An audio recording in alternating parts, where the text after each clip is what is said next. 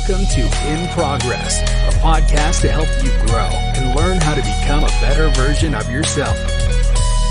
Now here's your host, Michael Cirigliano. Welcome everybody to another episode of In Progress. I'm your host, Michael Cirigliano, with special guest and professional musician, Marco Cirigliano. How are you doing today, Marco? Beautiful. Loving my life. How are you doing? I'm doing fantastic. Thank you for asking. And now you're like so stressed out. Stoicism is just like, shh, all right, where's the broom? Like you're already thinking of the solution. Exactly. That's why Stoicism is goated. You know. What obviously with you learning about and studying all these different religions and what would they be called? Spiritual practices. Yeah. Yeah. Of them all, which one do you, and obviously this is going to be a very difficult thing to answer, but I'm going to ask it anyway. Which one do you resonate with the most? Which practice or which? You said Taoism? Yeah, it was so easy to answer. What about Taoism attracts you to that rather than any of the other? Obviously you implement other ones, but what makes that one that definitive one? That's a harder question. What makes Taoism resonates with me the most because it talks about expressing love and accepting everybody and the chaos versus order. Like I feel like if let's say if the symbol for Christianity is the cross and the symbol for Judaism is that triangular star, or is it the Star of David, right? I believe so, yeah. Yeah, so like let's say these are the symbols for the religions.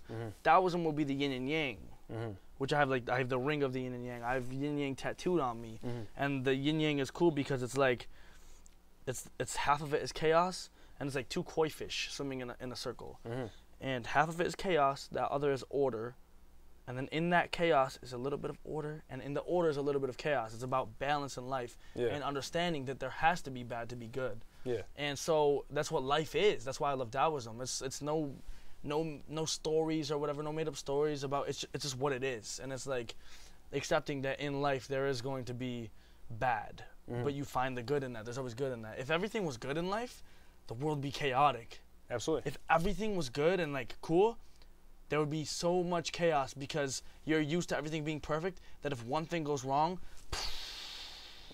everything gets fucked. Absolutely. And if everything was fucked all the time, and like then there was that good, there's just that little bit of good that happens. It's like, okay, that's such a dramatic event because we're used to shit all the time. You wouldn't even know how to accept the good. Yeah, it's insane. So that's how this world is. There's so much good, there's so much bad, and it's like that's how life is as well. Like we each experience it on different timelines, but like life is like a roller coaster, and there's like, and it's even like how you feel about yourself. Like so like. Some days you'll feel like insanely good about yourself, and some days you'll feel like less good about yourself. Yeah. And that's through the events that happens as well. Like, I won the lottery on this day, so I felt really good. I had good luck. Yeah. I talked to that girl over there and got a really good response. The next day, like I did a scratch off and I lost the lottery, and I talked to that girl over there and she was like, "Oh, like get away from me." And I was like, "Damn, now my day's gonna be shit." And it's like so, you experience the ebb and flow, and that's from external as well. And the thing about Taoism that I love so much is it's such a love yourself way of thinking and practice, and the Wu Wei got me as well in Taoism, the flow state, and talking about like truly engulfing yourself in whatever you're doing. Like it's the purest form of whatever it is. Yeah. In the Tao Te Ching, there's so many sections of that book, which is like the Bible for Taoism. And the Tao Te Ching, there's so many sections in the book that they say such powerful things that can translate to other areas and aspects of your life. And like what? Let me think. I'll put you on the spot. Yeah, you put me on the spot. Don't so worry hard. about that. I know. I have them all like. I have them all highlighted in my Tao Te Ching, like the little chapters, but like what's an example of something like real world current day that would be an example of a teaching of Taoism? Let me think. Like, for example, if you do something to me that makes me feel bad, me not holding a grudge against you. Like if you do something to me, like let's say like you spit on my my shirt or whatever, and you spit on me. Me being like me forgiving you immediately. It's not me holding resentment or a grudge. It's me. Taoism is also living truly in the moment. So it's like it's not me getting mad at you for doing that, because that already happened and that's not who you are. So I have to forgive you. And people debate me on that all the time. I'll talk to people about that, and they'll be like, okay, so I can spit on you right now and then you forgive me, and it's like, because I'm not that person anymore, right?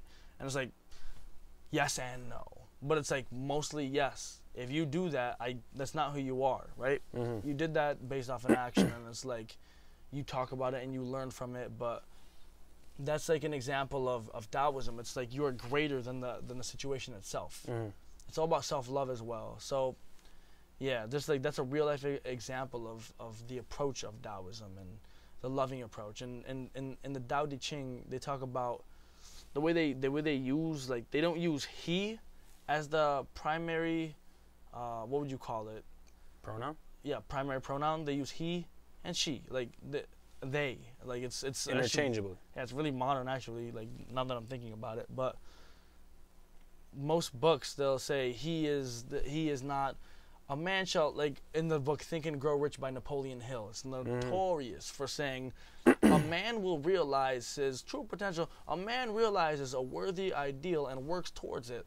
What about a woman? Like, yeah, exactly. It just didn't, like, as time went on, even then too, but like as it didn't age well. All of it's true, but imagine being a girl reading that book and being like, damn, so this is not for me, huh? Yeah, you have to basically either translate it to be like, yeah, okay, it's just a man every single time. Exactly. So it's like the acceptance and just the peacefulness and the whole, it sounds so whack, but the whole vibe of it, the whole vibe of Taoism is just, it's extremely calming and peaceful. And the stories in there by Lao Tzu, it's like, it's just, that's how I feel like if everybody operated based on that, the world would be so peaceful. And it's not a religion. It's not like there's this thing that we worship. It's like, it's just being a genuine good person and expressing love. And expressing gratitude and truly being in the current moment. And I don't know, that stuck to me the most powerfully. And it ties into Taoism, ties into Zen Buddhism very well as well. Zen Buddhism is that, like, Alan Watts is one of my favorite philosophers. Yeah. And he's a student of both of those, Taoism and Zen Buddhism. How I got turned on to both of those. And Zen Buddhism also talks about the mindful walking and that whole approach to life of the present, being present. And they tell stories about the Buddha. The Buddha is the figure of Buddhism, but he's not like Jesus Christ who died on the cross for our sins and we pray to you. Buddha was just another person, you know. Really? Buddha was just another person who practiced Buddhism to the T of it. So we try to be, I don't know if it's we try to be like Buddha or we try to be the best version of ourselves, but regardless, it's all the same. Buddha mastered it, you know. So and that story about somebody spitting on you and then coming back the next day, that's a story of the Buddha. One day Buddha was sitting with his followers or whatever, his, like, people who were tapped into the Buddhism and tapped into that whole way of thinking. They were on that wave. Or they saw him and they wanted to follow him and tap into it. And so they're all sitting and mindfully just meditating in the park, relaxing, and somebody walks up. This guy walks up, I forgot who it is or whatever, but he walks up to Buddha and he's like, whatever he said, I don't know if he talks shit, he spits on Buddha and then walks away and then goes home and thinks about how he just spat on the Buddha and like he feels bad about it. And the next day they're back meditating in the park and goes up to Buddha and goes, Buddha, I'm sorry for spitting on you. I'm sorry for what I did. Why are you apologizing? Well, because I spit on you. Right, but you didn't spit on me. You from yesterday spat on me. You're a different person today. And just that way of thinking. Like, imagine if everybody thought like that. Buddha doesn't hold a grudge. Yeah, exactly. Right, you don't hold a grudge. You yesterday spat on me. You were in a mindset to spit on me, whatever. That's not who you are today. And that's what I tell a lot of my friends who, let's say they're holding a grudge against a specific person. And it's like, okay, well, why don't you like that person? Oh, because they did this thing 3 years ago. Okay, they did that thing 3 years ago? That long ago? Yeah. Okay, well, think about how much you've changed in the past week, right? Exactly. You learned, let's say, like, you learned that story about the Buddha, like, yesterday. That changed the way you think and approach life. And that was just, like, a day ago, a week ago, whatever. This person did this one thing that made you mad 3 years ago, and you're still holding a grudge. Give them a chance. Call them up. Meet up with them. Okay. They call up. They meet up. They get to talking. And then as you're talking to them, and you're actually empathetic and you're understanding who they are as a human being, you get to be like, what the fuck? Like, who is this person? Like, you're cool as fuck, or you're putting on a good front. We'll see, but you're not who you used to be. You're a completely different person. I sense more love coming off of you. I sense more positivity. You're in a better space now. Yeah. You're no longer this toxic, negative person that you were. So who somebody is not who they were. People are constantly changing. You're not who you were a month ago. I'm not who I was a month ago, maybe even a day ago. Right. We change so rapidly that it's like holding grudges is just. Among the many things I study the book of Satanism, and it's like in that religion or that study, holding grudges and getting revenge is a part of it. So it's like that's how most people operate who are even Christians or whatever. Yeah. And it's like, damn, you low-key are operating on Satanism because you want, you deserve this because you did this to somebody. It's like, how are you, wait, hold on. What? I mean, historically speaking, if you look at the history of religions, they've always operated that way. Like Hammurabi's Code kind of thing? That, and I mean, even if you're going to go back into the Crusades, right? So Christianity, Catholicism, they literally went to war and killed people because they weren't following the same religion. So because they weren't following the same religion, they deserved to die because they weren't in tune with the same religion. Yeah. So we have to get revenge for God for you not believing in our religion. So I mean, day one, for the majority of mainstream religions, there's a level of violence and animosity that is the backbone to these religions. So, I mean, Satanism is probably, I don't know what's older, but Satanism saying that, I mean, that's in every religion. I mean, you look at televangelists and shit like that, these people that preach on TV, a lot of them are huge pieces of shit. A lot, I mean, like, a prime example, when I was living in Texas, there was just a shit ton of Joel Osteen hate because he lived in Houston. Yeah, I remember that. And yeah, I mean, the dude's got millions of dollars, buys brand new Ferraris, lives in a mansion. And when the hurricane hit, he wouldn't open up his church to people who were seeking shelter. Yeah. Shit like that. Yeah. Where it's like, I feel like in the religions that you're preaching, or well, not preaching, but like studying and talking about, that's a non-factor. Where it's like, I'm going to do whatever it takes to make sure that my interaction with this human being is the best it possibly can be, coming from a place of love, as opposed to a place of, how is this going to benefit me? Yeah, that ties into not even a religion, but when you said doing the best that I can do or being the best that I can be for this interaction, that's tying into another goated book, like The Power of Now we've talked about, which is one of the greatest books of all time by Eckhart Tolle, Power of Now. The 4 Agreements by Don Miguel Ruiz, one of the 4 agreements is do your best. And then I thought of it on small terms, and it's like, do your best. All right, so like, you know, we're doing the podcast, we do our best, okay? Like, you edit the podcast, you do your best editing. But it's like it translates onto a much smaller scale than just performing at your best, practicing at your best, and every little interaction as well. Like this conversation, if I don't leave this conversation, if you don't leave this conversation, and we both learned so much from it, and we have a lot to reflect upon ourselves and the other person, and we grow and we learn a lot of things about ourselves and the other person from this interaction, if that doesn't happen, like, I don't even want to talk to you. Like, if we can't have a conversation and grow each grow from the conversation, why are we even talking to each other? Like, imagine if all of your conversations were just shallow. The weather, like the weather outside is crazy today. Yeah, it is really crazy. Yeah, it's been wild recently. Yeah. So you saw that you know, this sports team won the game. Yeah, that's cool. Like, they're doing better this year. Yeah, it's real nice. All right, well, can you get back to work? Like, you know what I'm saying? Yeah. Compared to we come to each other and it's like, hey, living in the past is depression. Living in the future is anxiety, and living in the now is positivity and happiness. Happiness and normality. And it's like, it's just so creepy. That's the creepiest example. You just walk up on a lunch break and it's like, Michael, right? Is it? Yeah. Yeah.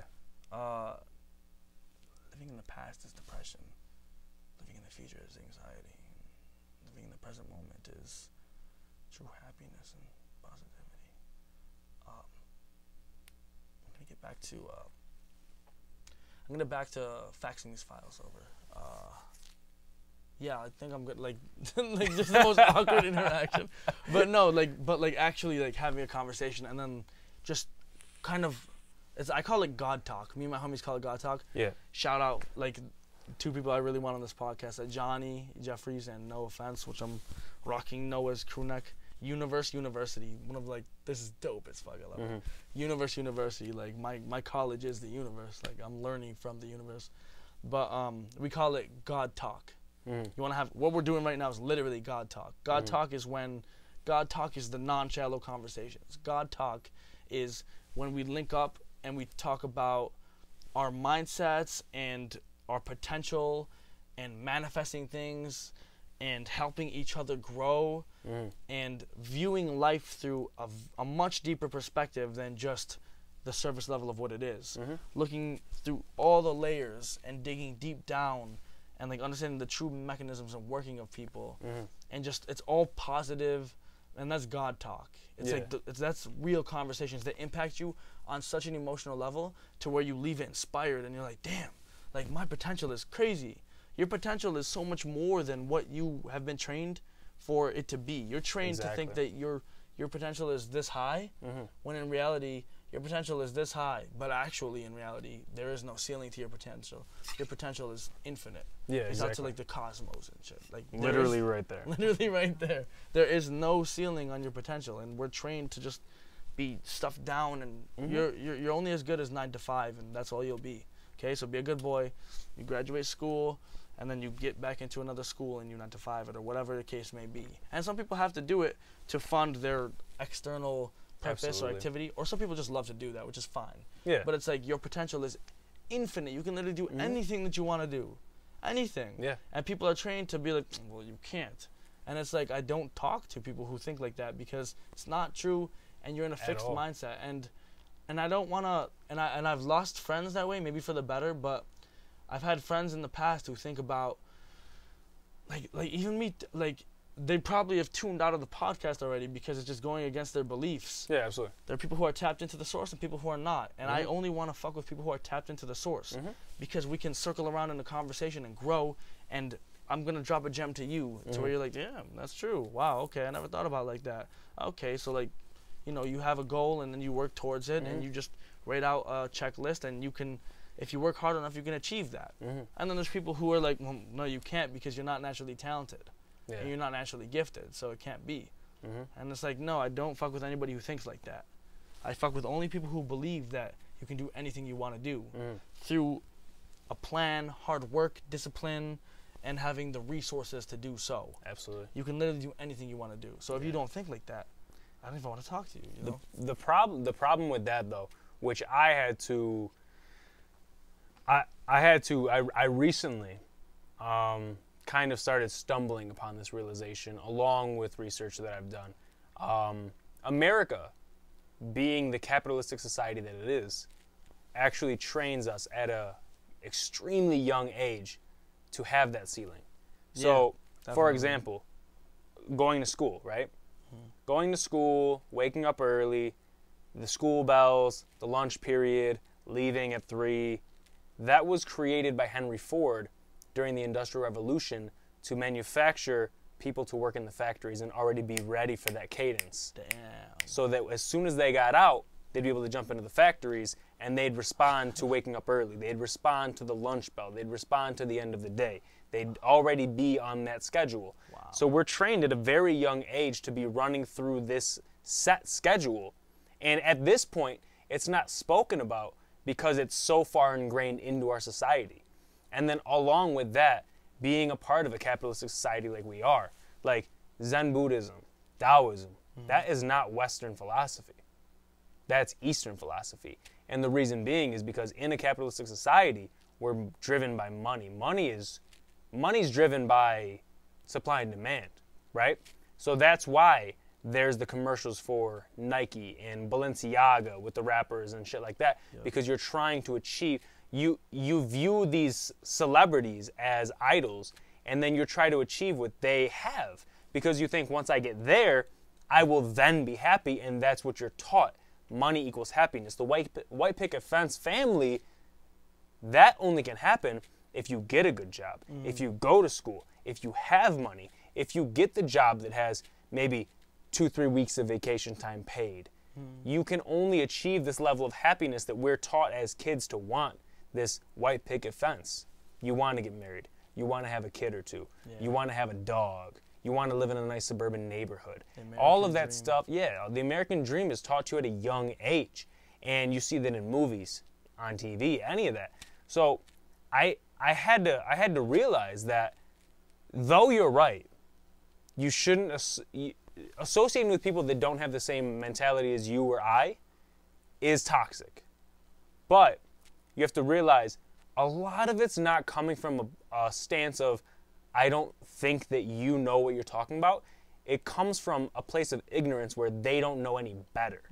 And that's the problem, is because we were raised in America, we don't know any better. And you had to do how much fucking research to get to where you're at. If you did no research at all, you'd be in that mindset. And that's what I had to realize with ex-girlfriends, friends, shit like that. Like, some people don't know better. And when you talk like this, because it's so foreign, you're a hippie, you're crazy, you're weird. I mean, Pat, prime example, he lost countless amount of friends for being on this spiritual journey that he's on. Good for him. And I know one of our close friends, like very close friends, was ripping on him one day because he was spiritual. He didn't really do drugs anymore. I mean, he did drugs, but he didn't like go hardcore anymore.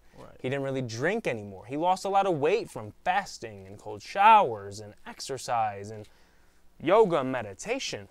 So he's doing all these things that are beneficial. But the person that was talking shit to him when we were all hanging out is somebody who pursues the American dream and thinks anything other than that is taboo. Where I want this, literally, no joke, I have this wife that I'm not happy with, but I need a wife. I have this family that I need to go to the bar and drink to get away from, but I need this family. I have this house in a part of town that I'm not happy because it's so far off from everybody else, but I need to have a house. I work this job in a factory that I'm not happy working at, but I have to work at this job in the factory to have the benefits and the pay to have this lifestyle that I don't even want. And that's just, that goes, you know, back to fucking the Matrix. Like, we're ingrained at a young age to be part of the system, and to break out of the system it requires more work than to not. Nice guy. It requires more work than to not break out of it. You know what I'm saying? So I feel like I had to change my perspective on that, because a lot of these people just don't know any better, not by choice, but because it's easier to not do the work than to do the work. That's true. And to tie on to that, to tag along to that, like, so we're in the situation to where, you know, you said Pat and the toxic friend. Let's just say, like, what vibe does, like, the spiritual person who believes that they can do anything put off, and how do they talk to people compared to the American dream mindset, where it's like, all right, well, like, I'm not happy with my situation, so I'm gonna have to talk shit, and like, your vibe is way too positive for me right now. Let me talk shit and poke at you, see if I can get you down. And like, it works most of the time, which is why they do it. And they're such low vibration, like their way of thinking is so low vibration. It's like, I'm gonna poke at you and I'm gonna bring you down, and it works sometimes. It works to the people who are not truly tapped into the source, and it brings them down, and then now they feel good again, sitting on whatever pedestal they're on at that point. But it's like, you really had to bring them down to come up, as to where the person who's truly tapped in is chilling at the top and brings the others around him up. And so that's how I've lost a lot of friends. It's like, I feel in that I operate in such a positive, inspired mindset, and I feel like love and pure joy, and I want everybody around me to feel that. And so I was still hanging out with the friends who didn't think on that level. And so me trying to like open up their mind and turn them onto it, it just like, and then them like lashing back at me and being like, that's so stupid, that's impossible, that can't happen. It's like just trying to like shoot down my dreams. I'm like, no, anything is possible. And it's like, once I cut them out, I achieved so much more. Yeah. And so like one thing that I always say too, another great thing is I said good for Pat when you said he lost countless friends. Good for him. Good for him. They're not your friends. If you lose them, they're not your friends. Like, you need to operate to where everybody around you in your circle, they're supporting you. Yeah. That's how you can tell your true friends. When you're winning, are they celebrating with you, or are they quiet? Who's your friend? You know. Surround yourself with people who are applauding you. Like, let's go. That's fucking awesome. Yeah. Oh, you just achieved that? That's crazy. Let's go. Even if they're above you and you achieve something minuscule, they're boosting you, because it's like Pavlov's dog. Positive reinforcement. If I'm telling you, yo, that's insane, that's crazy, that's great, because I know not a lot of people celebrate others' wins. So that's what I try to do in life. It's like you, or this podcast, like, you broke 1,000 subscribers. Let's go. Like, oh, I have more than 1,000 subscribers, so I'm like, oh shit, he's catching up to me. All right. Yeah. View it from a competitive standpoint. Hell fucking no. It's like, you're winning. Let's go. We're winning. We're winning. We're a team. We're all a team. Anybody who thinks in that mindset and we all grow together, I'm bringing you up and we're coming. We're a team. Absolutely. And like the problem with most teachers, they say the teacher should never surpass the student, but like most teachers are like, okay, hold on. Like, cause I'm right here and I'm gonna bring you up. Like, let's go. You're my students. And then it's like, okay, like once you get to here and you're like right up there with the teacher, it's like, all right, okay, hold on, I'm gonna like make sure you stay down. It's like most teachers don't be like, all right, well, I'm like, it's gonna be a point to where like I can't do this anymore, so you keep going, like, keep going. How far can you take this? And it's like, damn, as a teacher, you need to sit back and be like, I'm responsible for that. That's a huge place to be too. Absolutely. To where you can be God talk, you can be the positive. You think anything is possible. You can be that, but you can be toxic to the sense to where I don't want anybody around me to be above me. It's like, no.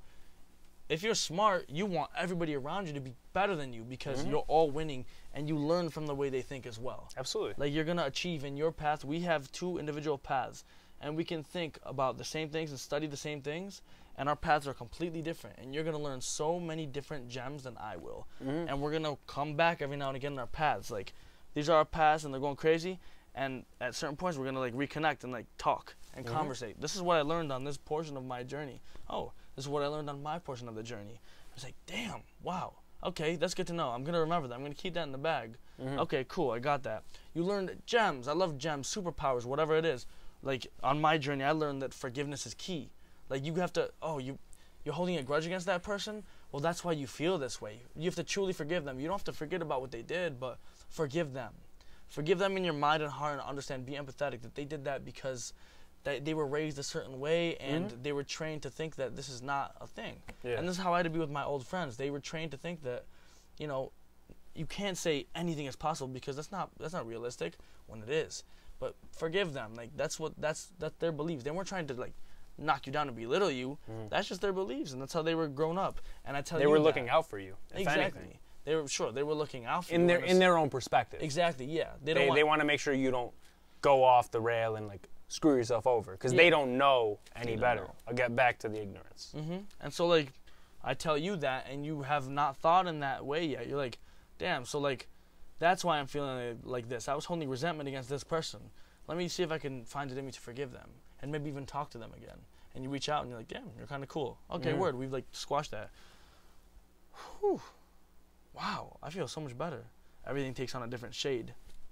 You feel so much more positive and like loving, because you're no longer holding this little black ball of negative energy in you. That is now emitted and is now positivity embodying your whole spirit.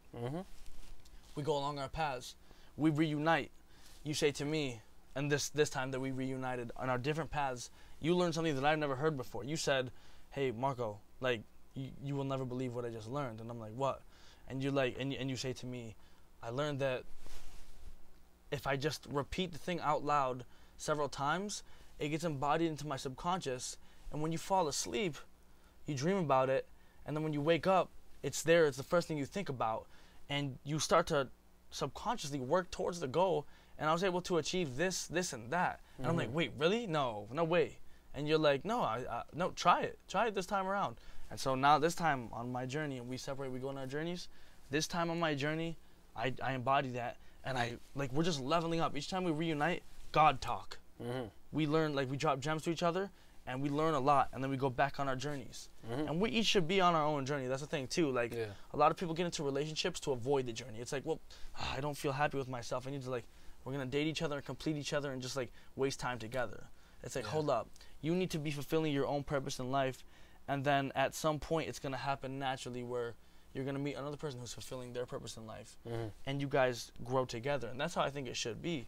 And so we each are on our own journey in life, and that's why I want to be surrounded and only talk to people who can have the God talk, to people who are positive like that, and encouraging and loving. Because we come together, we drop gems. So many gems, in this podcast, have been dropped already. Powerful, superpowers of life. And people, if they start embodying this, because me and you have studied the same things and different things. And we're both so knowledgeable in those things. And now we come together, and I tell you my perspective, and I talk to you, and you tell me you tell me your perspective, and you talk to me about that. And I get so much more knowledge, and you get so much more knowledge, and then we continue on our paths, working towards our goals and fulfilling our purpose in life.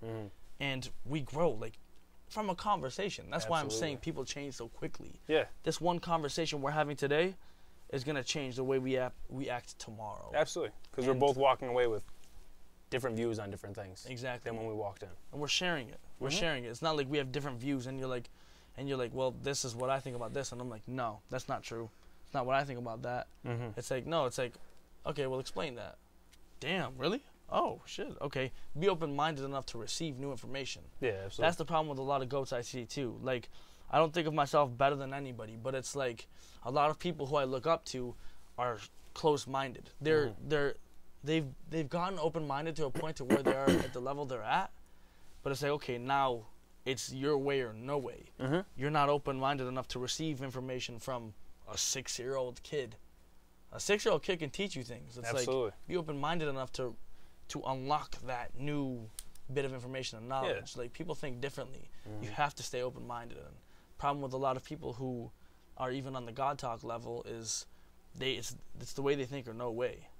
And it's that can be debatably what I think as well, but I try to stay in a place to where I'm completely open to any information. You'll accept the information and then filter if needed be.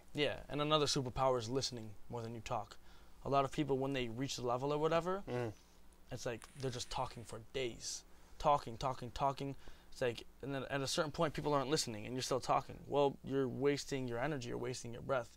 You're giving gems, you're giving gems to somebody who's not even listening, to closed ears. There's a quote somewhere that I forgot, but it preaches on not talking. It's Jordan Peterson, and I forget exactly what he says, but it's you're wasting your energy or something like that. Conserve your energy. If I'm just giving gems out to somebody who doesn't want to hear gems, I'm wasting my energy. Conserve that energy and use it in myself, or use it on somebody else who wants that. Yeah, exactly. And that's tying back to the thing about the friends with the small mind. I call it, let's say, a small town mindset or something. Right? Small town mindset, to where it's you have a ceiling to the way you think. And I've lost friends because I'm wasting my energy talking to them, and they're like, nah, I'm not hearing that shit. And it's now I get offended, and I take it personally because you don't want to hear what I have to say. No, it's just understand that they don't want to hear what you want to say and move on. Surround yourself with people who do want to hear it. And it's going to hurt getting rid of people who are, you're close to and you grew up with them, but they think a different way than you. It's going to hurt, but it's going to make you grow as a person. Absolutely.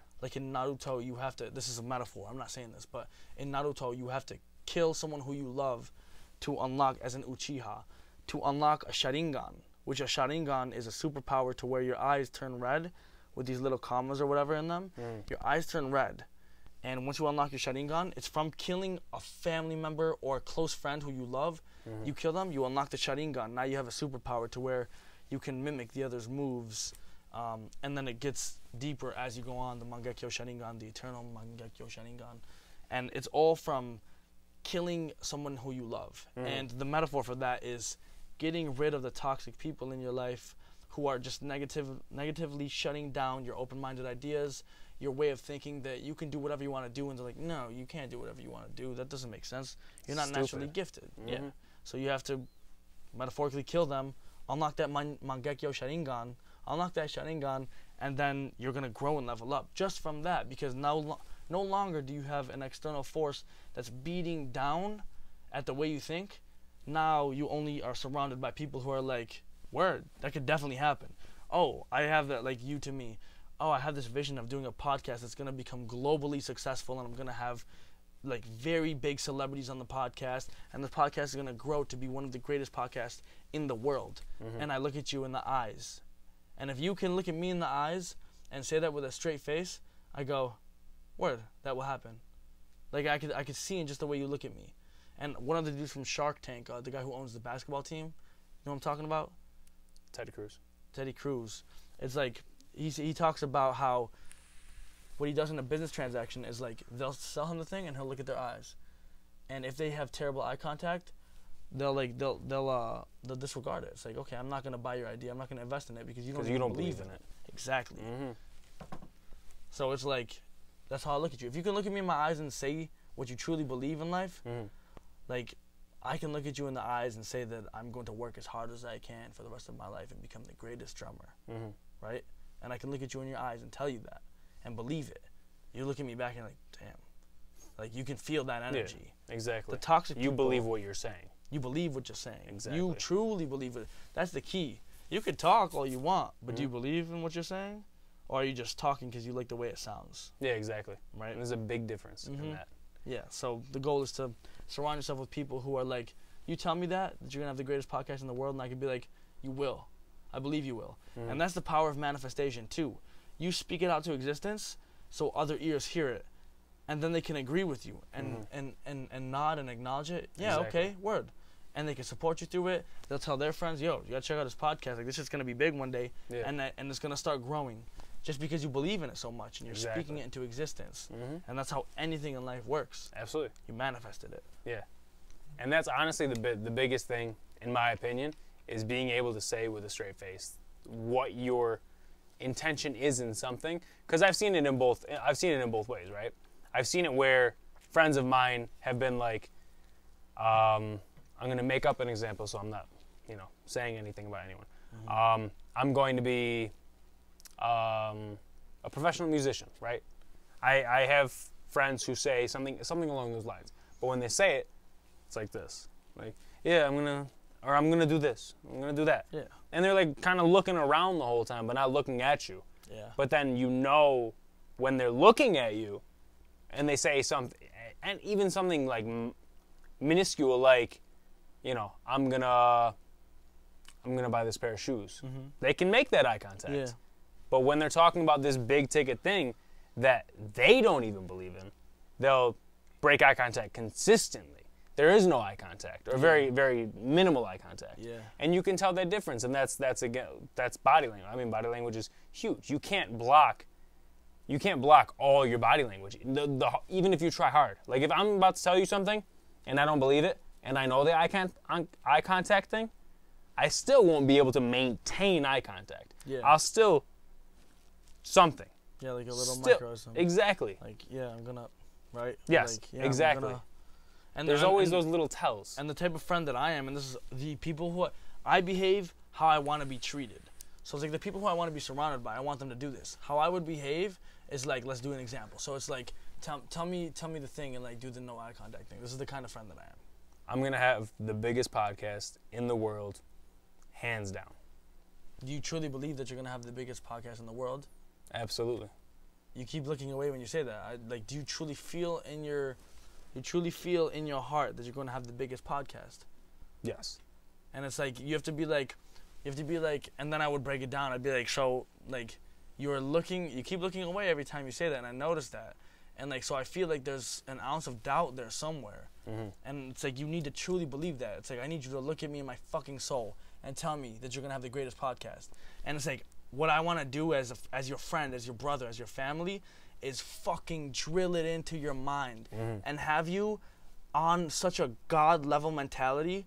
You're just like, fuck yeah, like inspire you so much where it's like, are you gonna fucking do it or not? Are you doing it or no? And you're like, yes, I'm going to do it. I will do it. I will do it. I'm going to do it. Yeah. I will do everything that I can, and I know you will because I've seen you've been putting in the work. It's like I will do everything that I can to have the greatest podcast in the world. There's not one thing that I could have done that I didn't do. I'm going to do everything that I can to accomplish the thing. And it's like, damn, that's what I want to hear. Exactly. Whole different energy to it than like, I'm gonna do it. I'm gonna do the thing. And that's honestly what you're talking about right now is, I want to say, probably the hardest thing to do, right? Because that goes back to, like how we were talking earlier in the podcast, the silence, right? But what you're doing right now is such an abrasive thing that it's uncomfortable, right? You're checking somebody's tonality, moral, everything. And you're essentially breaking them apart as a human, like psychologically, to a point where it's like, I know you don't believe what you're saying, but I want you to believe what you're saying because I want this for you. Yes. And to be able to bring somebody to that next level is something that nobody really does. Shit gets uncomfortable. Absolutely. You lose friends that way. Yeah, because it's abrasive, and unless someone's open to it and able to handle it, it's uncomfortable. And people, back to the whole teaching of Taoism, Taoism and the Buddhism and everything, people don't want to do things that make them uncomfortable. So they'd rather stay at a lower level but be comfortable than level up and risk being uncomfortable. Yeah. And that's the problem with everybody. Yeah. Like sitting in the comfortability and like, oh, this feels so good. Like, just like, oh, it's so comfortable. I mean, how many people do you know, right, that have a 9-to-5 and are genuinely happy in that 9-to-5? Not in life, but in that 9-to-5. Versus how many people do you know who have a 9-to-5 and they say, I gotta fucking go to work. I gotta Monday. Yeah, exactly. Yeah, exactly. Like literally hate an entire day of the week because of your job. Yeah. The whole day, all Monday, you hate the day. Out of 7 days, you only like 6 of them, barely. And it's because of work. Like, you'd rather sit in the comfort of knowing you have a safety net financially than possibly risk that safety net to level up and do something that you're happy with. And that is the biggest problem with the majority of society today. And that's why more people like you need to be present in the world to be able to help people achieve their dreams. That goes back to Buddha. Not everyone's going to agree with what you're teaching. But at the end of the day, what you're talking about, what you're teaching is so important that the people that are open to it are going to listen. And those that aren't will understand it at some point. Will it be too late? Will it not? Who knows? But eventually it'll resonate. And usually those are those deathbed conversations, right? Yeah. Those, oh man, I wish. Yeah. And there was actually, I believe, who is it? It's an actor. An actor was actually saying this. I heard it recently. He goes, when you're on your deathbed, there's going to be, imagine there's going to be 6 versions of you, all what you could have been. And each of them never came to fruition because you never went that extra mile to go into a direction that you were actually happy with. And you just maintained that comfortable life that you had, but you didn't pursue your dreams. Yep. I know what you're talking about. I forgot who it was that said it, but that really spoke to me. Those deathbed confessions in general really scare the shit out of me to the point where that's another driving factor for myself is I want to live a life of no regrets, right? None. And to think that I have an idea, which is why, I mean, you see me. I got my hands in like 8 different pots at a time, right? I'm cooking here. I'm making edibles here. I'm doing a podcast here. I'm doing sales here. I'm trying to be a manager at a store here. Like, I got my hand in like 18 different pots. Why? Because I want to know what I want to do instead of thinking, what if I did it? That's why I do that. And that's honestly, it's a huge driving force into why I do what I do. And a lot of people don't realize that until they're there. And that is the saddest thing. Imagine if you never pursued drumming, but you always loved drumming, and then when you're about to die, you think to yourself, I wonder what my life would have been like if I just pursued drumming as hard as I could. I wonder what my life would have been like if I took that gig instead of not going so that I could go work instead, or so I could go hang out with the boys. You know what I'm saying? I do. And that's such a scary thing to think about. And those are the things that are going to stay with you. Those what ifs. Those living in the past. Like these people who do have the depression and all that, they'll live in the past and they'll be on their deathbed. Because on your deathbed, what are you doing? You're thinking back on your life. Yeah. You're literally, that.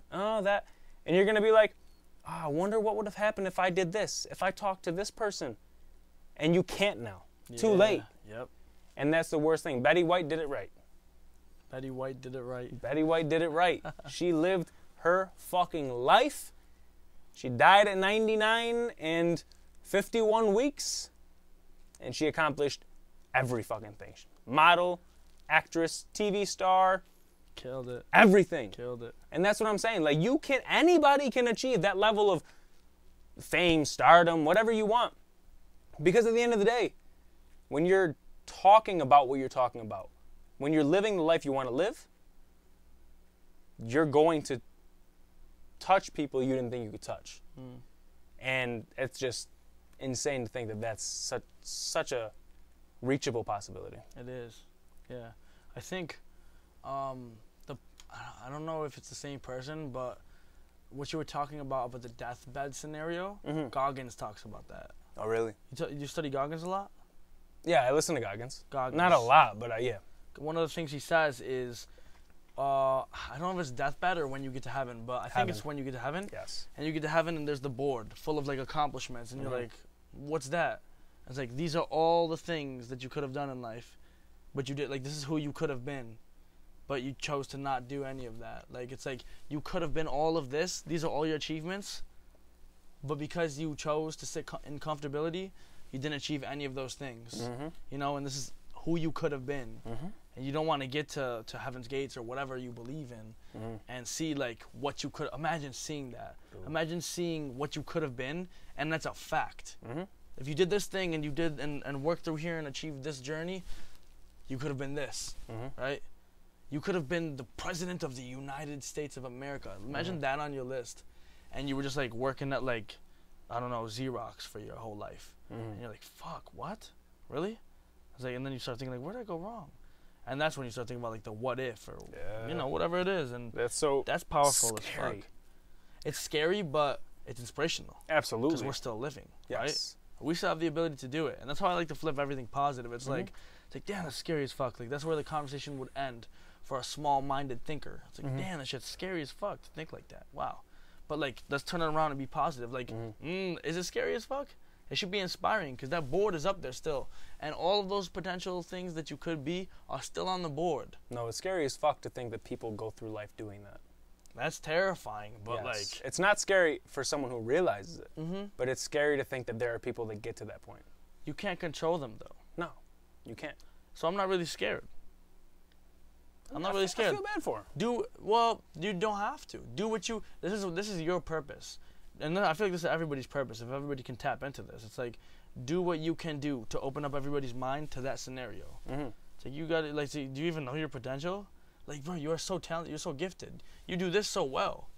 You understand? Like, what do you really want to do in life? I love having those talks with people. That's God talk as well. Like, having those talks with people. Like, what makes you happy? Deep down. If money didn't exist, what makes you happy? What would you be doing if, you know, if money wasn't a real thing? The answer they give you is what they should be doing in life. Not a lot of people know the answer to that. And that right there is a problem. They don't understand the true passion or the true calling. No. And that's like a weird 'Cause because that's supposed to find you. Yes. But I feel like I don't know. I mean, I can only speak for myself. With me, it was a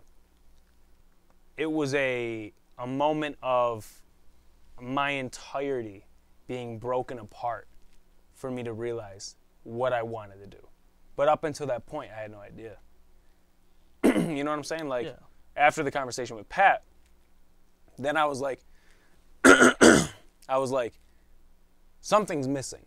Something's missing. And then you came along and guided me in the direction I needed to go. Yeah. Without those two things happening, I can't positively say that I would be here right now doing this. You know what I'm saying? It's a fact. It's a fact. Exactly. That's extremely powerful to hear from my big brother. You know what I'm saying? Yeah. That's fucking very powerful. That's Learn from each other. Yeah. Which is like, we're both each other's big brother in a way. It's interesting. And that's just so powerful. That's like very emotional.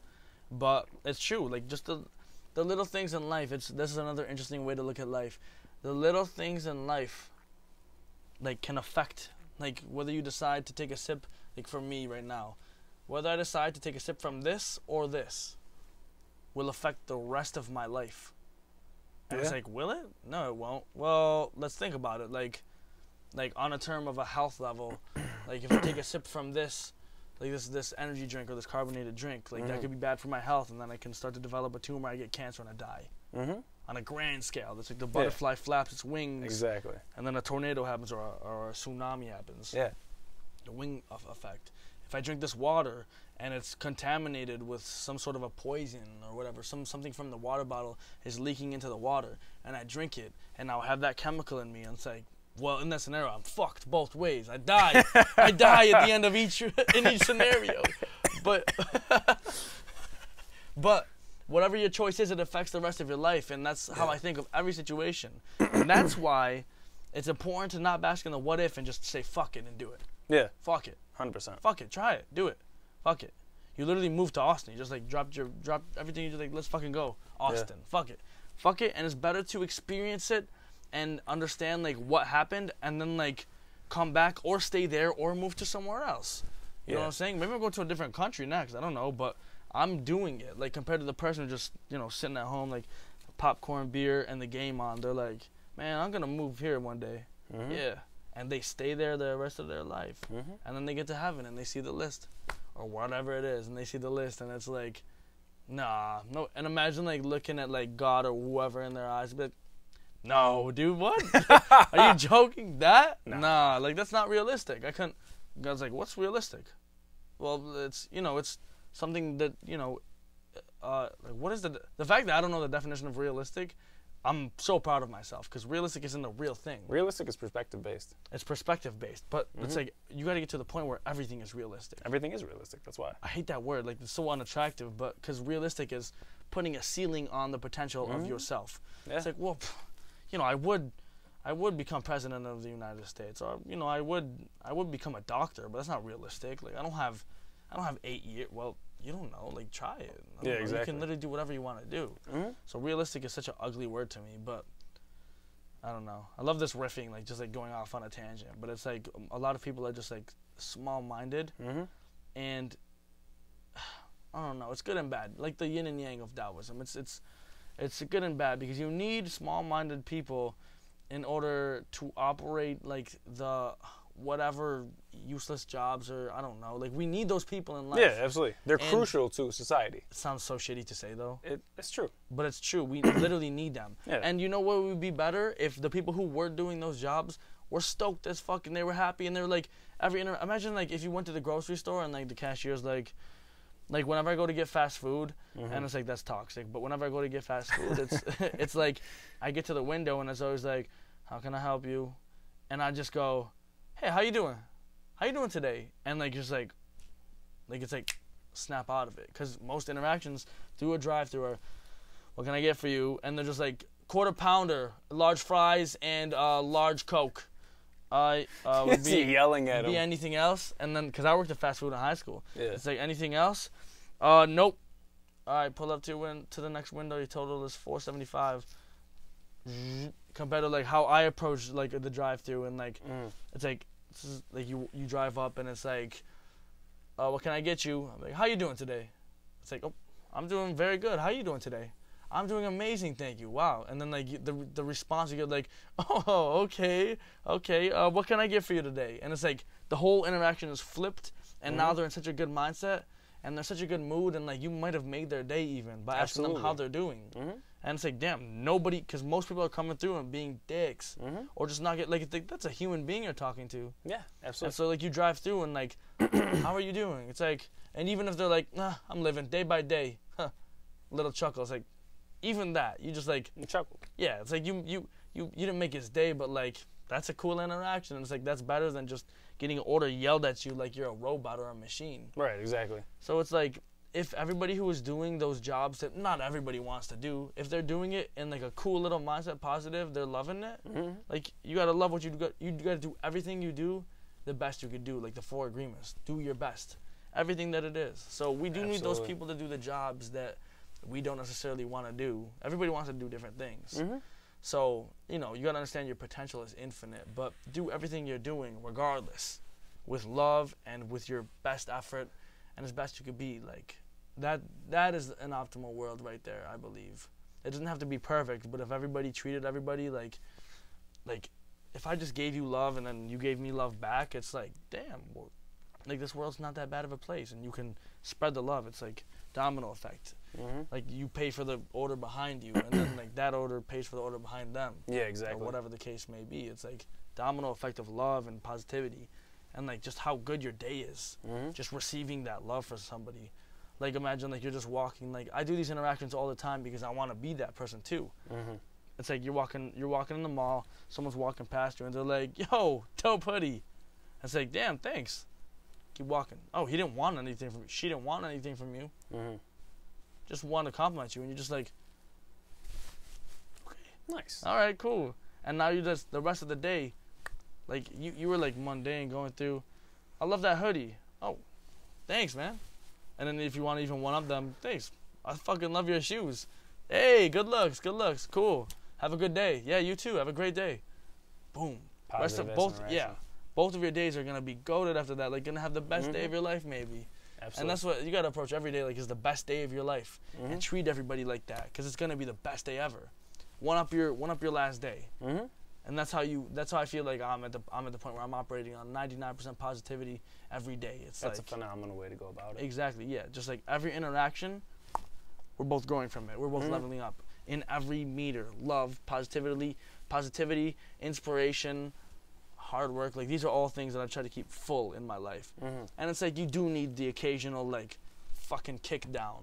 You know, you need that occasional, like, life knocks you down. Just so you can, like... touch of chaos. Yeah, a touch of chaos. Just so you can, like, damn, reflect a little bit, see why that happened, and get back up and dust yourself off. And now, like, you're ready to go. If that happens again, I understand what I'm going to do. Like, like, life threw some straights, and you're like, cool, I got that, I understand that. And then, like, grab the back of your head and do a knee to your face. And you're like, and you're on the ground, you're like, all right, cool. So when this is all metaphor. So when the hands come around the back of my neck, I need to, like, scoop out of that and get out of there. So now I know what to do next time this happens in life. Yeah. Turn all the L's you take, all the losses, all the L's into lessons, and you grow and you learn. That's why life is so cool. Life is like a video game. It is. Life is literally a video game. Best analogy, hands down. Yeah, and that's how you can love life as well. Treat it like people love to play video games, and they're doing, like, create a player, and then you, like, get that player though. You get that player a little bit nicer and, like, get the bars up. That's you in real life. Exactly. In every aspect. 100%. So, for the people watching the podcast, what's one piece of advice that you'd want to give anybody watching this who's maybe pursuing a dream, who's maybe struggling with friends who are a little more negative? What advice would you give somebody going through that? Oh, damn, there's so much advice. It's like the gems that we dropped in the podcast already are like, apply all of that, first of all. But, I mean, so that they have toxic friends. This is so cutthroat, but get rid of the toxic friends. Like, get rid of anybody around you who is spreading negativity. If you can, like, I've lost friends, this is how you can get rid of them too. Try to change them. Try to change them. You shouldn't be trying to change anybody, because everybody is exactly who they are and, like, who they're supposed to be. But, like, try to open their mind up. And either their mind is going to open up and you can stay friends with them and they're going to encourage you and you're going to hype each other up. Yeah. Because I've had that happen before. Or you doing that is going to turn them off, and then you guys are going to, you know, grow apart. And it's better for you because you don't have that leech on you that's spreading that is giving you negativity. So I would say get rid of your toxic friends. Surround yourself with people who support you and inspire you and encourage you to follow your dreams and to chase your dreams and goals. So make sure your circle is positive and everybody's building each other up. It's going to make for a better environment while you're on your journey and trying to achieve whatever that may be. And, you know, like set the goal. Like you can speak it into existence. Have your goals. Like this is what I do. Have your goals for the year, right? You got a 5-year goal, 1-year goal, monthly goals, and then weekly goals. And it's like I have my yearly goals, and every week I'm gonna do little things to accomplish that goal, that major goal. So split your big goal up into smaller goals, and you're reverse engineer it. Exactly, reverse engineer it, and work your way back up to achieve that big thing. And so that's what I say to anybody chasing whatever they want to do. It's like understand what your true goal is, what the main goal is, or the few main goals. Reverse engineer them, and then that's literally the path you're gonna take. And it's not gonna be exactly how you draw it. There might be a little curve back down here. It's not gonna be exactly how you draw it, and that's where Darwinism kicks in and adapting to change. But it's like get in the mindset to where even if something goes not exactly as planned, you work with it, you roll with it. It's like that's Taoism as well. Taoism is you're not going against the current, you're going right with the flow. You like let go. Let go. That's such a hard thing that I had to learn. I was trying to control everything and this didn't go exactly how I wanted. Learn to let go. So, you know, you have your goals and you reverse engineer it. But now that you have the plan, you have a rough draft. Kind of like how we did the podcast, and like you like have like the general topics, and we hit a few of them, but it's like go with the flow. It's gonna make it more natural, more inspiring, and you might hit shit that you weren't sure that you were gonna hit before. And so learn how to go with the flow with it, and adapt, and check these boxes off, and you're gonna get to the main goal. Speak it out into existence every day. Really believe it. Envision yourself doing it, and work hard on the little things that is going to amount to the big thing that it is. I think that's an amazing way to tackle whatever it is. Whatever goal you have, do those things. Toxic friends, get rid of them. Replace them with positive friends. Find the big goal, reverse engineer it. Work towards the big goal, and whatever switches happen, go with the flow. Adapt to it. You're still working your way up. Not exactly how you envisioned. Get to the top, achieve the goal. Celebrate real quick. Victory. That feels so good when you achieve a goal in life like that. Fuck, that's huge. Celebrate a little bit. Pop a bottle and like we get to like take a moment to enjoy it. It's another thing I had to learn, because like it'd be constantly like, okay, I hit that goal, now what's next? Hit the goal, chill for a little bit, and like reflect. Like think about how you did that. Congratulate yourself. Like sit there for a little bit. The job's finally finished.